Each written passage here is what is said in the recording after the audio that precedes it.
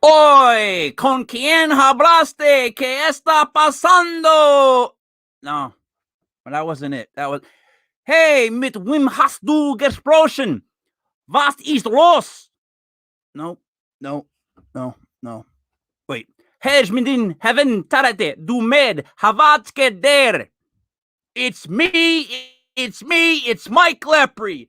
Who'd you talk to? What's going on? It's legit fantasy baseball for legit fantasy sports. Now that I got that straightened out, I'm doing it the right way. It's me, Mike Lepre. Who'd you talk to? What's going on? As always, joining me, Coach TJ. Coach, how are we tonight? Outstanding. How you doing? I'm in San Francisco right now. I'm having a great time. They put me in a nice seat up here, up high in the box. You know, how's the weather? Because it is cold in Providence. Oh, is it? It's kind of nice here in San Francisco, I think. You know, it's warm if you like that kind of stuff. You know. Mm-hmm. But speaking of liking that kind of stuff, Joey Paranormal. Joe, how are you tonight? Better than I was 7 days ago. How about you? Yeah. Oh yeah, I agree. Hey, so guys, we're going into tonight's show. We got this show, and then up after this, we have the basketball show. These shows will be numbered 96 and 97. I had to redo the count for the road to 100. So Thursday night, check out our two shows. That'll get us to 98, 99. Sunday morning at 11 a.m., tune in for the football show for our 100th. I can't believe I'm saying that. 100th show by Legit Fantasy Sports. That's fucking crazy. Let me get this one thing. I want to see if you guys get this because this freaked me out. So I'm watching, like, I'm so aggravated with the world and people that sometimes, like, I'll watch like stupid YouTube videos at night and I go down like a rabbit hole, right? So I'm watching like people that like made dumb mistakes, like went someplace the wrong place, right? One was about this kid, he crawled into a fucking cave and it was like the hole is this big, but he still tried to fit his stupid dumbass down the middle of it and he got stuck and he died. He's still there. It's like, duh. But then the other one is this. I want to see if you guys would understand it too, because the minute I saw this, I was like, get out of there, get out of there. And they didn't get out of there. So this couple went to like someplace tropical, I don't know, for like Christmas. They wake up on the 26th and they come out and everyone's on the beach. Now there's like hundreds of people on the beach. They're all taking photos because they can't believe how low the tide was. Like, in other words, the tide had literally gone like ridiculously out, and they're all standing there taking photos, and they're like, wow, this is amazing. They go, wow. And I'm going in my head, get out of there, get out of there, get out of there. I mean, you guys know why? Because I know why. The minute I saw that, I thought to myself, you idiots.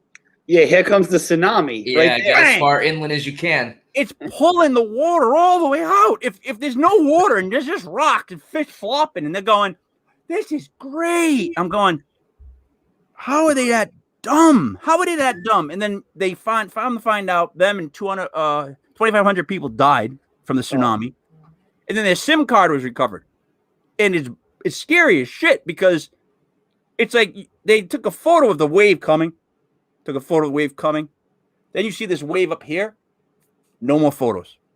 Like, common sense, right? Like, no one has it. And in groups, we really don't have it. We friggin' really don't have it. Hey, I gotta ask. So you've been watching Mr. Ballin', haven't you? There he is. Yeah. You like that guy? Oh God, I've seen every one of his episodes. I'm hooked. He's a good storyteller. TJ, He's a really good guy to listen to. He tells the craziest of stories and shit. Former Navy SEAL too. The guy's a badass. Yeah, he looks kind of like an Ashton Kutcher type dude, though, if we're being honest. Hey, sorry. So my son actually said this. I swear, this is completely honest. I'm not making this up for the show. My son said to me tonight, I'm trying to pick a team to follow in baseball. I don't want to follow the Yankees with you. Like, you picked my basketball team, the Lakers, and my football team, the Giants. He's like, I want to pick my own baseball team. So he's coming up to me with the Padres. He's talking about, like, the Braves, and I'm trying to explain to him why not the Braves. You just can't pick the Braves as your team. It's just not a good team to go with. He came down with the Twins and the Rangers and the Tigers. Now, I told him to take the Tigers because I'm a big fan of Magnum PI, but he seems to let the Rangers or the Twins. What do you guys think I should tell him? If it's between those three, I mean, I'd probably hitch my wagon to the Twins. They've had a strong roster and a strong team recently. Get more enjoyment out of watching a team win than watching two teams continue to suck. TJ? Yeah, I'm going with the Twins too, and they hit bombs. Like the Twins baseball is as fun as you can get out of market. I mean, everybody in the lineup hits home runs. So all right, so I'm telling the kid to become a Twins fan. Yep, Byron Buxton, MVP 2021. How's the hats? Have they changed the hats, or is it still just the old school one? Still basically the same as the old school. All right. I'll tell them to go with the Twins. All right, I'll tell them to go with Twins. Hey guys, I checked our team on fantasy. Oh God, we're still in last. Yeah, we had a couple guys in the minors I had to get rid of. Then I had to sign a couple guys because we had guys on the injured list. Yeah, Springer can't catch a break. I don't know what's wrong with our team. It shouldn't be that bad. It shouldn't be that bad on paper. It just shouldn't be that bad, but it's horrible. It's in last place. I mean, you think that's really got to do with just changing pitches every day? Yeah, it's 1 week. 2 weeks. It's 2 weeks on CBS. It's 2 weeks. I am in last place in my league. You know the problem with baseball right now, fantasy wise, that makes it so challenging. I have on my roster right now, I bet you I have 8 guys on the injured list. Like I have 1, 2, 3, 4, 5, 6 guys on the injured list, and most of them aren't hurt. Like Severino is hurt, and I know that he's there, but we got that 10-day DL is a tragedy because you can't drop these guys. No. So when someone goes on the 10-day DL, for example, I don't know, Lourdes Gurriel in Toronto goes on the 10-day DL. Okay, I can't drop him, so now I'm stuck with a dead roster spot. Same thing with pitchers; they're just missing a start or two, and you can't drop the guy, so you're stuck with them. So it becomes a matter of when you match up in that week, who can get more pitchers that are like healthy and starting. Otherwise, you got to start streaming all these guys, and our league only has 3 transactions a week, so you have to be selective in what you're trying to do. Baseball, the early returns on baseball have been a challenge. Plus, there's been a lot of postponements the last few days. Last weekend was bad weather-wise. Yeah, Joe? I was gonna say the tough thing too, especially if you're forced to stream, is you really got to look at matchups too, because that's where it becomes. You got to see. I mean, you could have a guy that you know and you like who's available, but if he's pitching against a team that has been lighting up pitchers, you might like the name, but you got to stay away from it. You got to pick guys. You got to look at guys that's either someone unknown, someone on a hot streak, or someone playing a team that is probably the Orioles or some team with a very anemic starting lineup. All right, so. Let's go over. Help me here with the top pitchers, like the aces, because that's what I would like to learn first, right? Like the old school aces, right? Can you give me 5, Joe? Can you give me 5 off the top of your head to get that are guys that are proven to be number 1 starting pitchers? You put them out there and you expect to win that game. Well, so easily you can say Garrett Cole. Garrett Cole's definitely one. Please say the team when you say the guys. New York Yankees. New York Yankees. I'm trying to get some stats up here just so I can give you a better idea. But guys that come to mind, I mean, you also got Kyle Hendricks out, and he's kind of off now. It's tough because there's not a lot of those guys. Like Luis Castillo with the Reds was coming into the season. He was supposed to be hot. He was supposed to be a big guy. He's dropped a goose egg. He's with the Reds. I mean, you've got Jose Barrios over in Minnesota, who we were just talking about, another pitcher that is kind of grown into his own. Lucas Giolito with the White Sox, Blake Snell out in San Diego. There's not a whole lot of them out there right now, and it is what it is. I mean, there's a lot of guys injured. I mean, you could say Chris Sale's injured. So it's tough in baseball right now. Pitching is it's definitely at a premium, and a lot of the teams that are doing well, like Houston, don't have a bona fide ace yet. They have Zach Greinke, but he's not Zach Greinke from 5 years ago when he was with the Dodgers, when he was with the D-backs. It's lower velocity, so it's really hard to nail down. Honestly, I think Shane Bieber and Garrett Cole probably the 2 top arms right now in Major League Baseball, and Shane Bieber's with the Cleveland Indians. All right, that's really it. Wait, hold on.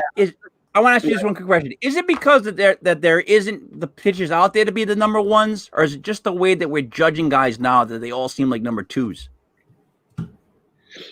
I mean, that's a tough question. I think more so it has these managers just won't let guys go 7, 8, 9 innings. So when I think of an ace, I think of a guy who's going to be out there. He gets the ball and it's his game to win or lose, and that mindset is pretty much gone. There's a few guys, and Jacob DeGrom's been outstanding. DeGrom, yep. So no one can forget him. No one can hit. They don't score for him, but no one can hit him. But those guys that, if you go back to the 90s with the Pedro and the Randy Johnson era, the Curt Schilling era, you've seen those guys. Andy Pettitte was going out there. It's his game to win or lose. And now these guys take the hill, and you already know the guy's going to get a no decision. Like they're straight up saying, like, we're going to get 4 good innings out of you. We're going to get 70 pitches. You're going to get through the order twice, and you're coming out. So the ace, almost the role of an ace is like it just doesn't exist anymore. Even Garrett Cole the other day, they pulled him when they didn't need to. It's just the way the game is being managed. So from a fantasy standpoint, it's really difficult, especially if your league puts a premium on innings pitched or counting stats like strikeouts. We use quality starts in our league. That's 6 good innings, and it's hard to get a guy to go 6. It really is. So what happens next then with baseball pitchers? Like, how do they break records? How do they get compared to former pitchers, starting pitchers anymore if they're not allowed to do it? Well, pitchers' records are out of control, untouchable anyway. So Cy Young won 511 games. That's just not going to happen. But the bar, so the 300 wins used to be like a Hall of Fame lock, and it still is a Hall of Fame lock. It's just not going to happen anymore. And at some point, it's going to be like 250 is the new number. Like that's where your Scherzer is going to end up, between 250 and 300, I think, because wins are so much harder to come by. And then when it comes to strikeouts, there used to be a dozen guys that could get you 200 strikeouts. That number's starting to look a little bit more far-fetched too. So guys with the 3,000 Ks, I think, they're going to look like an anomaly. When my kids are older, they're going to be like, what the heck? How can anybody do that? Because it's just not going to be the case. So those stats are going to be completely different, and we're going to have a hard time comparing them. And then what about home run hitters now, where they have they think Trout was projected to lead the league with 43. Like that's dropped too, right? It's tough because so technically they deadened the ball this year. The ball's still traveling, but there's a noticeable difference. So power's been coming in and out. There was a time where if a guy deadened the ball again, why? Supposedly pitchers were complaining last year the ball seemed to be flying off the bat.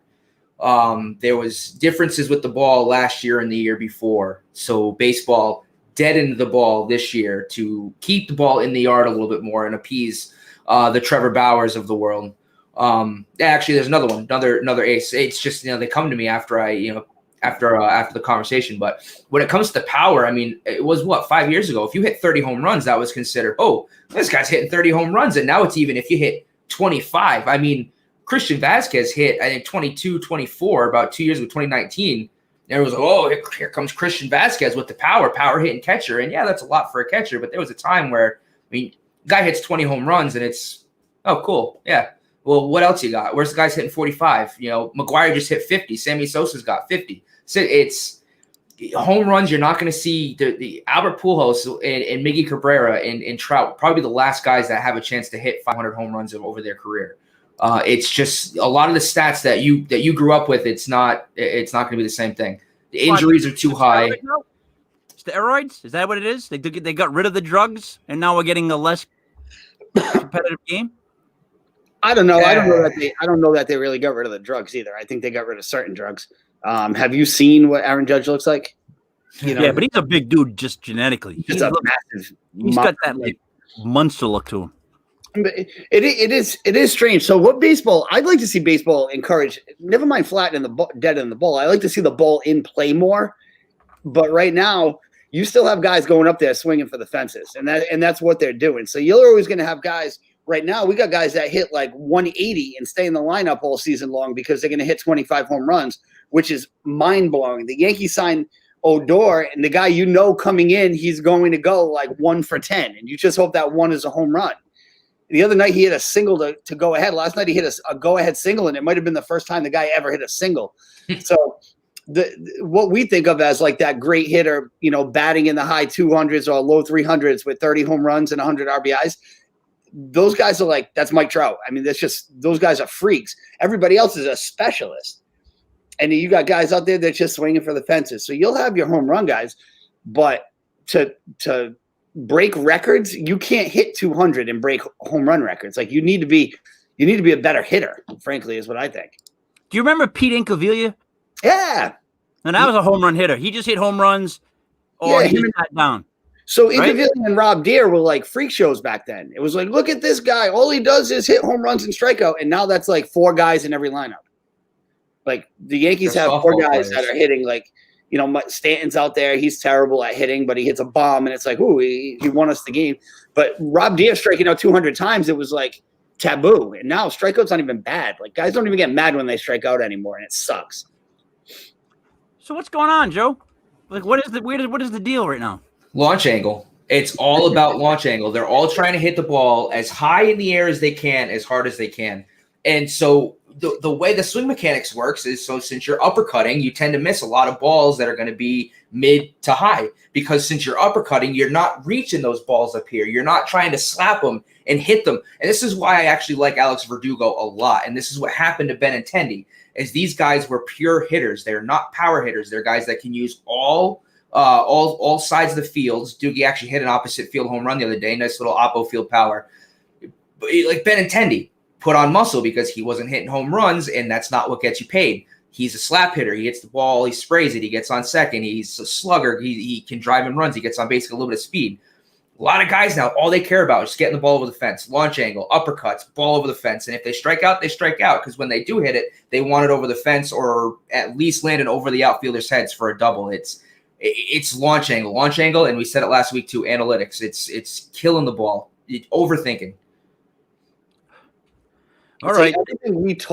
Everything we were taught, like when we were in Little League, about how to hit, how to keep your bat level, and how to try to hit right up the middle. Like the best swing you could put on a ball that your coaches would go nuts is if you hit like a line drive to the center fielder, like a base. It was like, yeah, good job. Way to stay down on the ball. I hit at the top of the lineup, and it would be like, hit down on the ball. No one hits down on the ball anymore. That's unheard of. It's like everybody's trying to put that thing in the seats, and it makes for the game that we have. Mm-hmm. When I used to play baseball, I always thought the worst compliment was good eyes. Good eyes. It's like, good eye. Really? When you're little, that means scared to swing. Scared to swing. That's what it was. The kid would be afraid to swing, and he would just stand there scared, and the ball would be a ball, and the coach would yell, good eyes. It's like, no, the kid just doesn't want to swing. We're making stuff up now. But all right, so when I hear power hitters, the people that I had come up with: Trout, the guy Pete Alonso for the Mets, Acuna, if I'm pronouncing that right. He's another guy. Yeah, he's power, but he's got kind of 5 tools. He's he's one of those few elite talents in baseball right now that are fun to watch.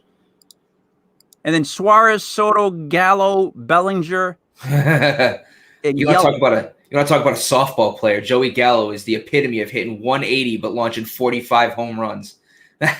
Really? Like, you're either sitting on the pine or hitting a home run, and it's insane that he has a job. He's a great fielder as well, so it's one of those where, like, his defense is really is elite, and he hits home runs. So if he's not on base all the time, whatever, the Rangers aren't going anywhere anyway. He's batting 250 right now. Yeah, that'll come down. That's coming way down. It's been a week and a half. Byron Buxton's leading the league, hitting 481 right now. It's coming down. Trust me. Yeah. All right, so then what about the odds on someone hitting 400 again and then having the hit streak that DiMaggio had? I don't think those will ever be broken. Are they going to get touched at all ever? They couldn't break it in a 62-game season, let alone 162. If no one hit 400 last season when it was shortened, no one's hitting it over 162. No, I don't think so either. I don't think – well, if of any record, I think somebody could do that one.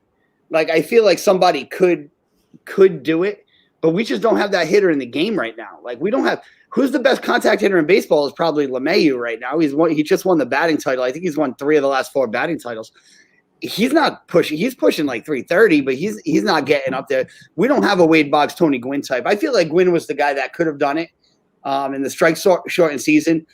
We don't have a guy that's so dominant in the batting average category to really threaten that right there. As far as DiMaggio's hitting streak, good luck finding a guy to play 56 games in a row. Right? I don't know. The biggest, what are we going to get? Somebody will hit 20. I mean, it's hard. That hitting streak was hard then, and it's hard now. All right. So wait, so football, basketball, they're getting all their records shattered. In baseball, seems like it's going the complete opposite way. Like, not going to break any of their records. Right. Well, how is that fun? Come on, man. I'm being honest. I'm trying to get into baseball, but how do you not want to see somebody break a record? Isn't that what sports is all about? Like comparisons by what people do? I think it's a testament, though, to some of the great, like, super freaks that have played baseball. Like, when you look at Henderson's stolen base record and how far and away it is from everybody else, you look at it and say, that's unbelievable that someone was that good at running the bases, that was that fast that he could steal third base that many times. Yeah, records are cool and all. I mean, the Sosa Maguire chase was probably the most fun season baseball's ever had. But in the NFL and the NBA, your record, you lost to history like real quick. In the NFL, your 100 receptions is like, yeah, whatever, man. We've seen that before. It's kind of baseball's history is in place forever. But like a 40-40 club, there's no such thing anymore, right? I think that's still a possibility. There are still guys that can hit for power and can steal bases. Things like that can still happen. I mean, as recently as 2000, Mookie Betts was a 30-30 guy. I think 2018. Mm-hmm. It's 30-30. 30-30. Yeah, I get it. It's not 40-40. I think actually the last one I can remember was Alfonso Soriano. I got to break out that Soriano jersey because he's favorite second baseman of all time, and I'm getting off pace here. He's aggravated me. Swings at everything. But there are records and things like that can still happen. But I mean, you look at, not every sport is in the same boat. I mean, in football, there are a lot of records that are not going to be broken anytime soon. I mean, some records that Brady's still breaking, that Breeze is still breaking. I mean, yeah, maybe Mahomes has a chance to break those records. You got mobile quarterbacks, they're going to get injured. They're not going to play like Brady has. No one's going to play like Brady has. Interception records, these single season interception records, never going to be broken. There are records that won't be broken in other sports too. And some of those records that are being broken are being artificially helped along, like the passing yards and passing touchdowns. You can't touch a quarterback nowadays. 10 years ago, you could murder the quarterback. In baseball, it's kind of the same thing where, they're changing rules so guys can have more of an opportunity to break records, but it's injuries and it's talent and it's longevity. You just don't see it in really any sport, but baseball being one of the bigger ones. It sounds like the manager just got too involved. Like, I feel like analytics and crap like that has gotten too involved in baseball. Like, it's keeping it from breaking records. Like, football, yeah, you can't even hit a wide receiver anymore. So the whole game has changed. But some of the records are still going to be in play, right? Basketball is always kind of comparable, right? But baseball right now, is it that the greatest athletes just aren't playing baseball anymore? Is that what it is? Like, baseball just not getting the cream of the crop? No? No, I don't think it's that, because you're still playing against who you're playing against. I mean, Babe Ruth wasn't a great athlete. So the problem with baseball is the way that the game is managed and played. It comes from the top. It's pitchers that are coming in there and throwing their hardest for 30 pitches in the seventh inning, and they're coming out throwing 90, and then they sit out. There's a lot of things. There's a lot of moving parts in a baseball game. I don't think it has to do with the athletes. The athletes that are in the league can hit the ball far, but the approach at the plate is so much different, and the approach at the mound is different, and the approach on the bases is different. So I think it's more about the approach than it is the talent. All right, so if people from this era played people from the 80s, 90s, 2000s era, would they win? They would? Yeah, they'd kill them. Even though they don't hit bombs anymore, even though they don't have aces really anymore. Right, but see, the difference now is if a guy went back and played in the 80s, where you got pitchers out there seeing them 4 times through the lineup, and you're watching Greg Swindell throw his 140th pitch. Like, Giancarlo Stanton's hitting the ball from New York to to Chicago by the time it lands. And now it's just not the way it is. The athletes now are bigger, stronger, and faster. The bats are lighter. The equipment is better. I mean, there's nothing about the game now that's worse than what it was in the 80s. The problem we're having is less production. It's not even a problem. It's just that's the way the game has changed. There's better talent across the board. There's not there. And actually, honestly, the salary cap error is really, I think, a big thing to do with it too, because you got teams that, you know, in the 80s could spend. San Francisco 49ers, I think, are one really good example of a team that was stacked because they could spend. The salary cap error comes in, and I don't know when it came in for every league, but with baseball, I mean, once you had a tax and you had a ceiling that you couldn't spend above, you know, you see teams like the Royals randomly getting a World Series win, the Astros becoming a good ball club, the Cubs breaking their World Series. The salary cap has a lot to do with it too, because owners don't want to spend or can't spend as much as they used to. And in baseball, you know, one of the reasons that you're going to see talent and you're going to see guys come up and they're you know, you're going to have exciting players to watch is because of how much money there is in baseball. The most lucrative contracts in sports are still coming from baseball. Yeah, I mean, all guaranteed. Yep. Yeah, if they can't rip them up like in football. So I don't knock baseball players because a baseball season seems grueling. Like, I just would not want to play 162 games. Like, no thanks. That's a long time.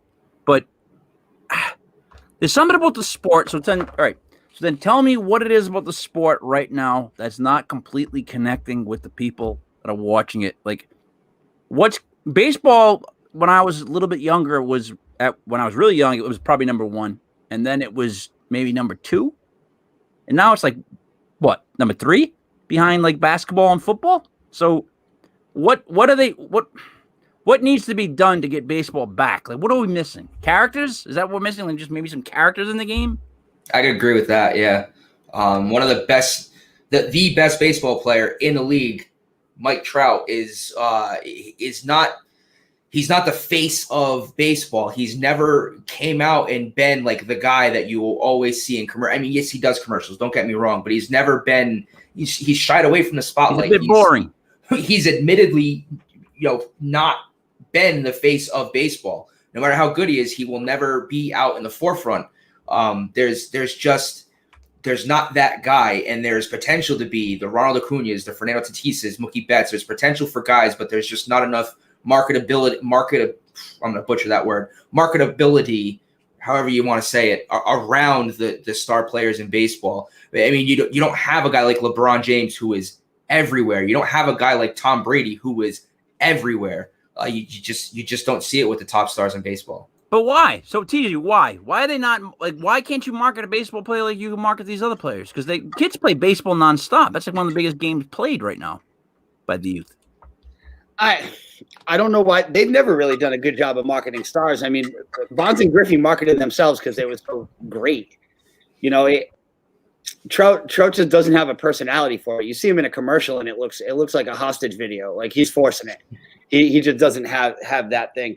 My thing with baseball, and I just pulled up Baseball Reference because I wanted to pull this up. The length of game last year was over 3 hours. It was 3 hours and 5 minutes. If you go back to the 70s, say the game was 2.5 hours, 80s game was 2.5 hours. The game is so long and there's not a lot of action in it. So I like to watch baseball because I love having it on the radio, especially, but yeah, me too. I like it on the radio. That's the truth. That is the truth. Yeah. My kid's disinterested after like 2 at-bats because nothing happens. Nothing happens during the 2 at-bats. And what was Sunday night last night was the Phillies and Braves. So while we were watching the 2 at-bats, Hoskins hits a home run, which is exciting. A home run is exciting. And then the next at-bat was like an 11-pitch at-bat with just like a foul ball, and it was a walk. And it's like, what's going on? Like, Tommy's just looking at it like, why are you watching this shit? Whereas you watch an NBA game, they're going like this.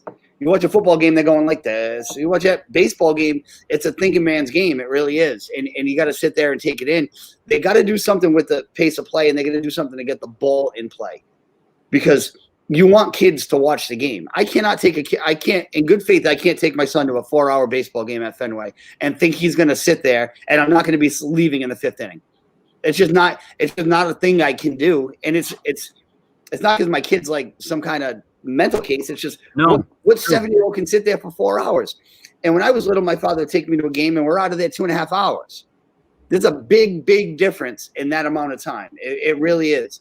And I'd like to see them do more. But you know something about Major League Baseball? They are so stubborn. Yes, they are.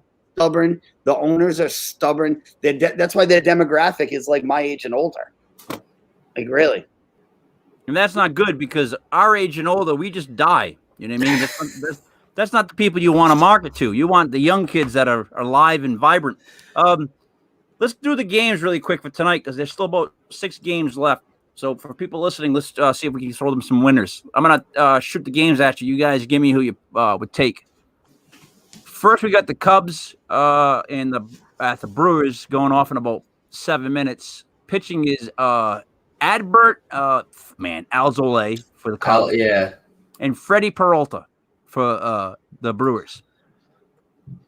Who do we take in that game? By the way, it's Milwaukee's the favorite team.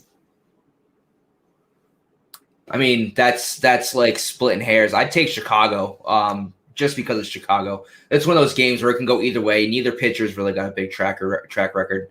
That's a toss up. I'd like to know what the over under is of that. It's 8.5 runs. I'll tell you what. I'm going to go with Milwaukee, and here's why. The Cubs just put 3 guys on the COVID list, so their bullpen's going to be thin. So we're going to get a heavy dose of starting pitching. You might have to. We're talking about guys going through the 3rd time. I think they might have to get some innings. So from the starter tonight. So again, it's a coin flip. Probably not the game you want to know at the house. That's on, good info to know. But that's people listen. A shortened bullpen, or if they're going to drag a guy up. I don't know who pitched last night for him out of the pen, but it's something to keep in mind. All right, second game is Nationals at the Cardinals. Nationals have Eric Fetty, and the Cardinals have John Gant. Sheesh. From a fantasy standpoint, those are 2 guys that are going to be picked up in a whole bunch of leagues because they're getting 2 starts this week, and whoever picks them up for those 2 starts is about to get shelled twice. Yeah, I wouldn't be streaming those guys. Nationals are 1-5.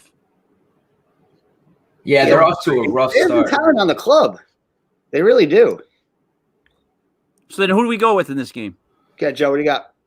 I'd take the Nats on this one. I mean, I'm just going with what I like in the lineup. And, yeah, you got Goldschmidt and Arenado, but those are the only 2 that are really doing a lot. I mean, I'm kind of pushing for Edmund to start getting me some fantasy points, but I mean, you got to think at some point with the Nats, they're 1-5, but with Robles, Turner, Soto, Bell, Schwarber, they have a deep lineup, and they're going to start getting some wins. So I would take the Nats right here, maybe start turning their season around a little bit. Yeah, me too. They're all due. Like, you look at the team, and you're like, this team's – they got shut out 3 of the last 5 games. They're too good for that. They have too many good baseball players to get shut out 3 times in a week. So for no other reason but I think they're due. And baseball's like that, so maybe tonight's the night. All right, Joe, that's 2 underdogs to you so far. All right, third game would be Angels-Royals. You got Alex Cobb for the Angels and Brady Singer for the Royals. I mean, I'm high in the Angels this year, for being honest. I've liked a lot of what they've been doing. Cobb, I mean, he's never been – he had a lot of potential when he came into the league. I think it was with the Orioles. Really weird delivery. He can pitch. He has his moments. Brady Singer, I think he's a rookie over with the yeah, he was a rookie last year, and honestly, I don't count last year because if you were a rookie last year, you're still a rookie. I mean, I think the Angels lineup will eat up a guy like Brady Singer. I think Cobb will have a little more luck over an anemic Royals lineup. See, here's a good chance to talk about what we were just talking about before, Mike. Alex Cobb's last start, right? He threw 6 shutout innings. So my question is, when a guy throws 6 shutout innings with 8 strikeouts, why is he not pitching the 7th? And the answer is because they're not going to let him pitch the 7th. He could be, unless he's throwing a damn perfect game, not even a no-hitter. They'll yank you in a no-hitter these days, and they'll finish it with the bullpen. But here's a guy that throws 6 shutout innings. He's lights out, and they yank him anyway. So I mean, I'm gonna take the Angels, but I wanted to get that out there. Like, this is the kind of stuff that's crushing fantasy starting pitchers. Wasn't there a no hitter with the Padres? Full bullpen. That was a great story. Joe Musgrove, a San Diego boy, rooted for San Diego, was a huge fan of the team. He's been pitching for Pittsburgh, I think, his whole career. I think this is his first season with San Diego and threw the first no-hitter in Padres history. And hearing Don Orsillo call that as a Red Sox fan, I got goosebumps because it just calls back to Buck Holtz and it was Lester, and it was just great. I gotta tell you, they made a mistake letting Orsillo go. Orsillo's as good as it gets. Yep. We've been very lucky up here in the local market. As much as the Red Sox are a disgusting organization that should be exiled to like Chile, but the announcing team, like Orsillo, is very good. Mike Gorman's really top of the line also. But yeah, letting Orsillo go, I never understood that move, not for one bit. And Bill O'Brien was a good replacement. I'm not. I do enjoy Bill O'Brien. I liked him on the radio calls as well. But yeah, I miss Orsillo. The rapport between him and Jerry Remy was just you can't get a duo like that. Eckersley does bring a nice with the guys. Even in shitty games when you got an 8-2 ball game or something like that, they had enough anecdotes and stories up their sleeve to just keep it interesting while you just watch, while you wait for the time to expire, know? Half the time you were just listening to them. I think by Nesson. Yeah, I agree. Yeah, there's what's his face still do the Brewers? Is he even still alive? Oh yeah. I don't know.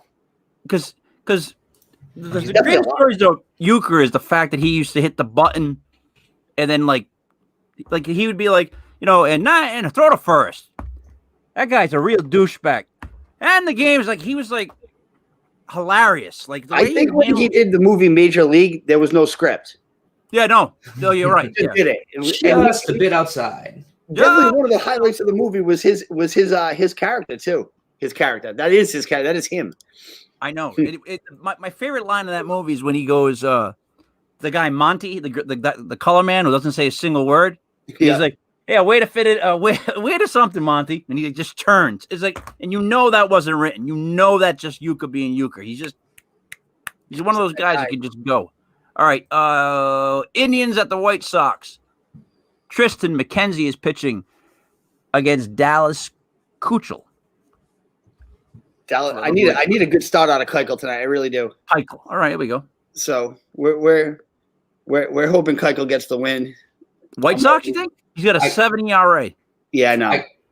He's better than that, though. I could get behind it. He's not the same guy that pitched with the Astros and won a Cy Young, but he's one of those guys who I talked about, I think, last week, who adapted to his ability and can pitch to what he's a better pitcher because he can pitch that his abilities now as opposed to what he relied on 5 or 6 years ago. So in other words, instead of the blazing stuff, he now has to dig deeper into the bag for some tricks. He's got a pitch. Yep. Yeah. Mm-hmm. All right. Tigers at Astros. Casey Mize pitching for Detroit, and Zach Greinke back up again, who's 1-0 with a 1.38 ERA so far. That's our ace on the old legit fantasy baseball team right there. That's our ace. We have to take the Astros. I mean, we'd be lying to ourselves if we didn't. That's right. They're a big favorite in this. Big favorite, right? Oh yeah, yeah. I tell you what, makes me want to bet the Tigers because that's the type of game. Like, you know what I mean? That's a really big spread for the baseball. Well, I think we hit last week with the Athletics beating the Astros. So I mean, hey, you never know. Maybe we could hope for the Tigers to pull it out in like the 7th, 8th, or 9th, and Greinke shut them down for the first 6. Yeah, right. That won't hurt us. All right, A's at Diamondbacks. By the way, I hate the Diamondbacks. Like, that's the only team that if my son said, "Yeah, I'm gonna like the Diamondbacks," I would have told him no. Really? I don't like the name. I don't like anything about that organization. I don't like the colors scheme. I don't like, dude. I'm talking aesthetically. I don't like. And all right, Madison Bumgarner is pitching for them tonight. He's 0-1 with an 11 ERA against Chris Bassett from Oakland, who's taken 2 losses so far in the season. So, good job. I'd start by saying, as a retort to your not fanhood of the Diamondbacks, I have been a slight in the closet Diamondbacks fan because as a diehard Red Sox fan, 2001 was one of the greatest World Series I've ever watched. Because that was, I mean, the Yankees were unstoppable. I mean, they had 3 World Series in a row in their pocket. This was going to be number 4. So I've kind of, slightly rooted for the Diamondbacks ever since then. Also, Torey Lovullo's out there. He should be the coach of the Red Sox right now. I think that was one of the big mistakes they had of letting him go. I take the Diamondbacks. I like Bumgarner. The guy can still pitch. He's still an absolute animal. He's a gamer. He's gritty. And the Athletics, I think, are another team this year where they're just they don't have it. They don't have it. They don't have that magic like they had the last couple of years where they somehow managed to find their way into the playoffs. So the Athletics, Diamondbacks, and Angels all have an A for this symbol. Yeah. Confusing. That stinks. That's what I'm saying. All right. TJ, what do you think of that game? Well, the first thing is that is the worst I've ever felt in baseball is when the Yankees blew that World Series. That I remember where I was at Picasso's on Smith Street. I mean, I was there because the Yankees were going to win the World Series, and that was the absolute worst. You could just see the whole inning unfolding. It was terrible. So thanks for bringing that up, Joe. That's good. Anytime. The problem with Bumgarner, and he is a gamer, and he's tough as nails, and I'll take him on my team anytime. He's just everyone's hitting him right now.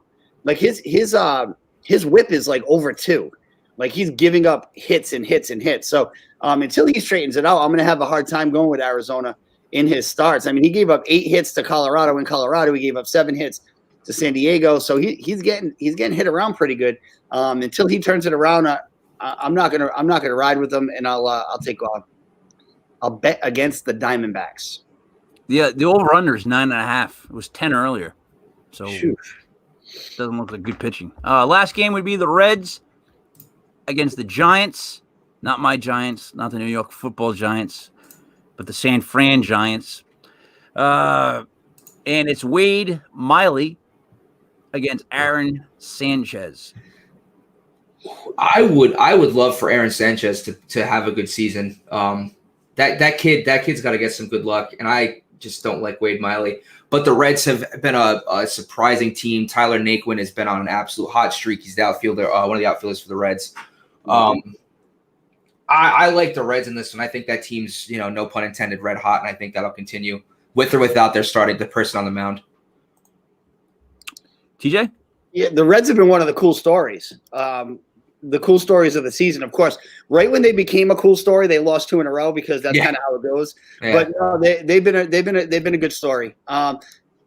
Joey Votto. My thing is Joey Votto like done as a productive major league player because he's not hitting? Like I don't know if Joey Votto is done. He has been fantasy league like straight up dropped. Yeah, he's sadly because he was another first baseman. Years and years ago that I loved watching because that guy he could mash. He was kind of he wasn't actually 300 hitter too. I mean, even career he's still hitting over 300. Even with the last few seasons have been pretty down for him. In 2017, he had 320 with 36 and 100. Yep. And now he's getting dropped in fantasy leagues 4 years later. Yeah. He's been on a downward turn. Him and Jay Bruce. I mean, that 1-2 combo out there is kind of it's been done for a while. So yeah, sadly he's still worth the team holding on to, but he's not worth a look in fantasy unless he gets on a hot streak for a few weeks. Hey, Joe, let me ask you this because you'll know how good is the third baseman with Boston, Devers? He seems like he's crushing the ball now. As a hitter or as a defenseman? I don't want to know defense. He matches. He's the type of hitter that has potential to hit 3,100 and hit over 300. The kid just has to stay out of his own head.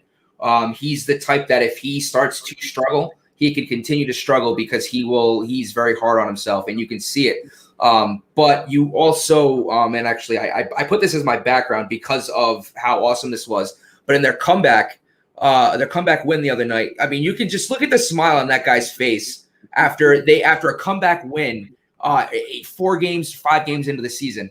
He's a kid that loves baseball. He loves to play. He's a great hitter. He's got a beautiful swing. So yeah, I mean, as a hitter, Devers is someone you would love to have, and that's why they won't move him to first because his bat's more valuable at third. All right, and then what about one more guy I want to ask you, TJ? Maybe you know anything about him. Franmil Reyes. We have him on our team. What's his deal as far as hitting the ball? I don't know. I know more about Devers than Reyes. I got you on Reyes. Go ahead. prototypical softball player. That guy's going to hit Big 250 this year, but mash 40 to 45 home runs. He is the epitome of power. 6'5", 275. Yeah, he is the epitome of a power hitter. He came over, I think, from the Padres, and he's done nothing but just hit home runs for Cleveland since he came over.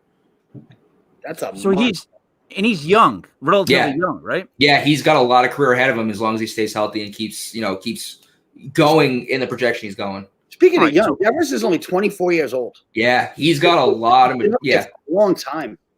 yeah. All right. So then the question I got to ask is this. So because I asked the last show a different sport, but it had to do with sports cards, because sports cards right now are through the fucking roof. You can't find them anywhere. Like, they're worth way, way more than they ever have. And it's just one of those booms. And it's with basketball, football, and believe it or not, baseball. However, I always had a hard time with baseball figuring out a rookie season. Because like they'll throw a guy in and it's not quite his rookie year, but then this is his rookie year. It's like, well, how do I know when it's his rookie year or not? So with that being said, what rookies would I be looking to get as a card that are going to actually be worth me like hunting down in packs? Because I think that's another big thing we have trouble with. Like, give the people names to look for rookies. Because I don't, like, man, I got to tell you, again, who do I look for in packs? Joe, you can go first. So I mean, the rookie of the year last year, Kyle Lewis. You got Luis Robert. Not a lot of guys over in the National League. So, I mean, Bobby Dahlbeck could be someone you're looking for right now, although he's hitting probably $125. But guys that are worth it, like they're gonna have careers worthy of like you getting like LaMelo Ball's card or LaMelo Ball. Chase Young. I like LaMelo Ball. The Ball families. That's just I think LaMelo can play. So all right. So who in baseball do I really want?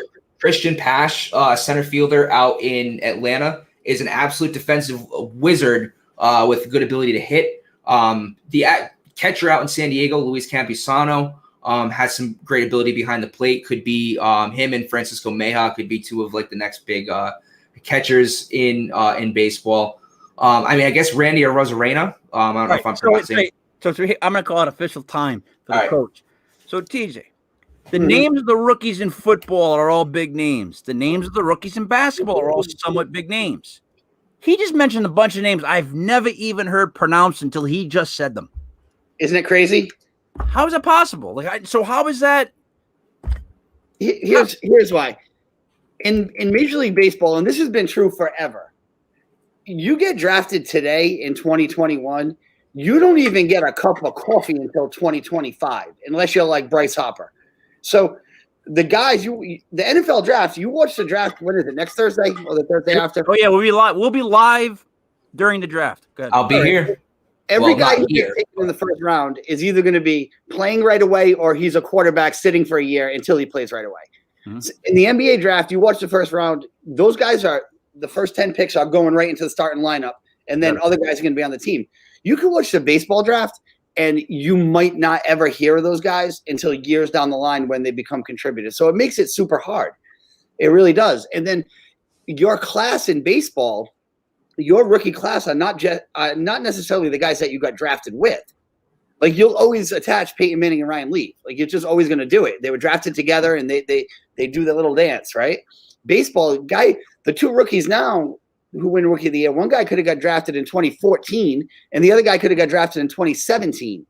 Now, you got to be a real Beckett diehard guy to be following that stuff. Yeah. You know, but that said, if I'm you, I'm looking for a guy. I'm looking for Jason Dominguez cards anywhere you can find them. It's Jason with two S's. His nickname is the Martian. He's going to be the best. He's going to be the best player that ever played baseball.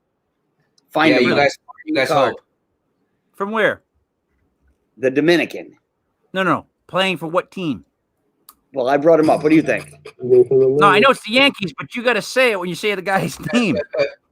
Well, everybody. I know it's the Yankees, but I can't say it for you. Yeah, so Jason Dominguez with two S's. I've been hearing about him since he was like 11 years old. He's almost like got that, like LeBron. Like, we knew about LeBron when he was in sixth grade. We knew he was going to be in the NBA. And this kid's like that. But then again, if he's in the Yankees system, so that means they're going to make sure he gets hurt and turns into a wimp like Mike Stanton.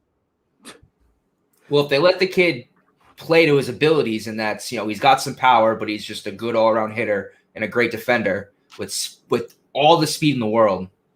I mean, that's prototypical center fielder you want right there. I'd also say Nick Madrigal out of Chicago. And Chicago's got this other kid. Well, for starters, Wander Franco is probably, if you're being serious and asking for a rookie card to look for right now, Wander Franco out of Tampa Bay, stud shortstop that's supposedly supposed to be kind of the next big thing. But if you could also, I mean, this kid Yerman Mercedes in Chicago I think he was the first rookie to get a hit in all 8 of his at bats. I'm not saying it's going to be the next big thing, but it could also be. I mean, if you're just looking for someone to look for, Yerman Mercedes, but Wander Franco is, I think, the name you want to be looking for, shortstop out of Tampa Bay. Okay, all right. So right now, Dominguez, MLB.com, Fangraphs, and Baseball America call him the number 1 prospect. Yeah, like he's the consensus guy. So I don't know if they start making cards for him yet. He's still an A-ball. I know there's some. Of course, every fan wants to pull him up, but they're not going to pull him up till at least September because they don't want to lose a year of. He's young. He's young too. Is he 19? He's 18. 18, yeah. I believe he's 18. Yeah. He is. He's still very young. Yep. Yeah, I don't trust 18-year-olds to do anything. When you see this guy, he doesn't look 18. Like you're not checking his ID to get in the club. That's for sure. He's probably 21 anyway.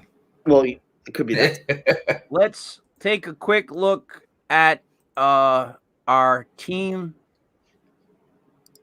I don't know if I want to see this. Can we see that? I'll make it bigger. Hold on. Excuse momento. All right, that's as big as I can make it. That's our batters. And here's the pitching.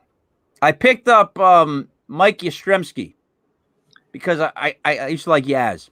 So there's the pitchers. I had to get rid of one guy from Herman. Spelled German but pronounced whatever. Yep. He went down to the minors. He sent his ass packing. They did. So our team does not look bad when I look at it, right?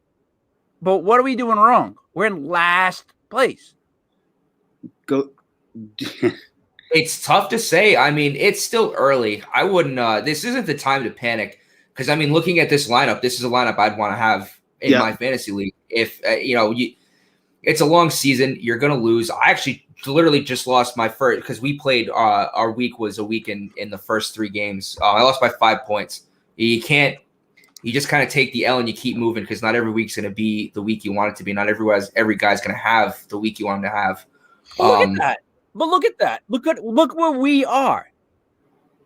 Right. So one thing that's cool about CBS is when you're on your roster page, it'll give you the actual ranking of your guys.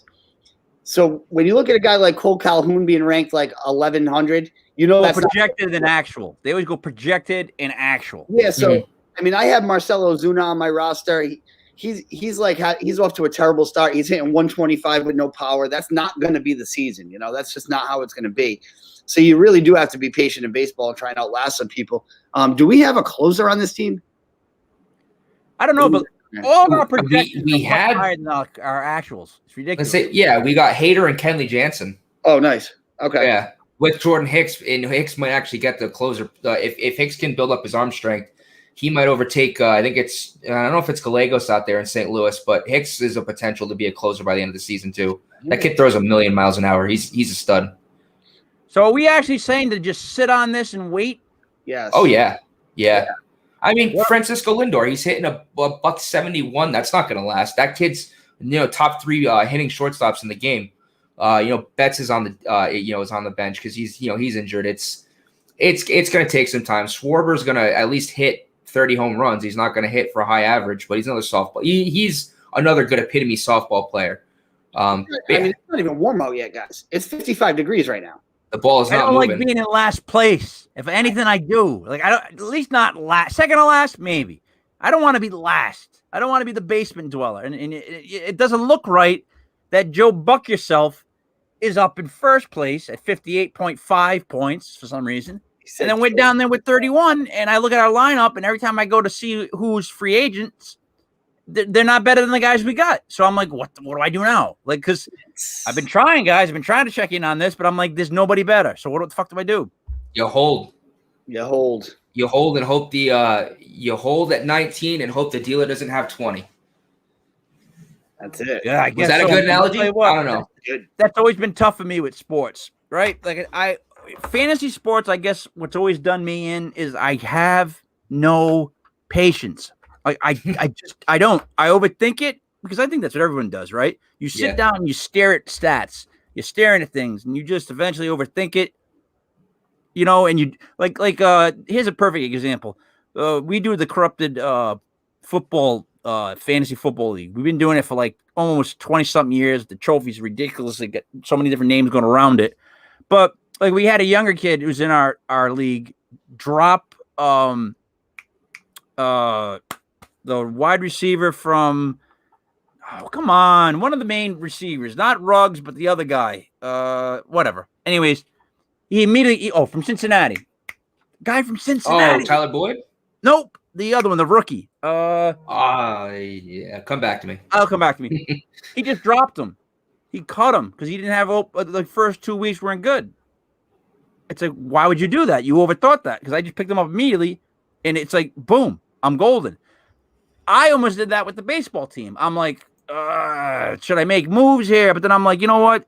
I don't think I should because I don't think I should drop some of these guys because maybe they will come back and be better. You know what I mean? Baseball is a long season. It really is. And you can't make much out of the first week or two. You can't even. I don't start making decisions on my fantasy baseball team. I mean, I'll still stream and I'll play with the last few guys on the roster, but I'm not making moves with like my core guys I drafted until like week 6. I feel like if a guy goes a month and he's just going to have a bad year, it might be time to cut bait. But I'm not doing anything right now because what am I going to give up on Lindor because he got off to a bad start? That's ridiculous. Yeah. It's T. Higgins, by the way, the wide receiver I was thinking of. Yep. He just dropped T. Higgins. Why would you do that? Karen, why would you do that? I think everyone's got a story like that, though. I got a quick question off baseball. The whole Karen thing, did that come from Goodfellas? Did Goodfellas start that? Where did it come from then? I don't think so. Because you remember the scene, Karen, why would you do that? It's all the money I'm sorry. He's like, that's all the money we had. Because by Felicia, which my mom's name happens to be Felicia, that became a thing because of Friday, Ice Cube. And I had no idea that he started that. Like, I know nothing about pop culture, so I'm still trying to figure out why we call people Karens, but I love it. I'm not going to say I don't love it. I'll watch Karen freak out compilations till I pass out. Love them. Love them freaking out. It's almost like nectar. I can't tell you how good I feel, guys, when I see like these Karens freak out. That might make me a bad person. You guys got anything you want to say before we wrap it up, Joe? Hold the line with Tarek Skubal. I gave advice to pick him up, and he imploded. Hold the line. That kid's a big lefty for Detroit. I think he's gonna stick it out. All right, TJ. I mean, the only thing I'll leave you with is Boston should not be wearing yellow uniforms with baby blue hats. Like, I don't understand the concept. I don't understand the sport. UCLA. I got to say, you make it look good, but it does. It looks like either the old Brewers or like the Robin Yump Brewers colors. I don't know what they're thinking when they do that. They can't do that. They can't do that. That's not that. The Red Sox can't do that. I don't think. The second thing I want to leave you with, when the dude Odor comes to the Yankees and they made him shave, he looks like a 5-year-old. And I think it's great that the Yankees have the no facial hair policy. I really do. In a culture where everybody can be an individual, the Yankees are like, nah, fuck that. Nah. Do you remember Mattingly would fight because of how long the back of his mullet was? Mullet wars. All right, guys.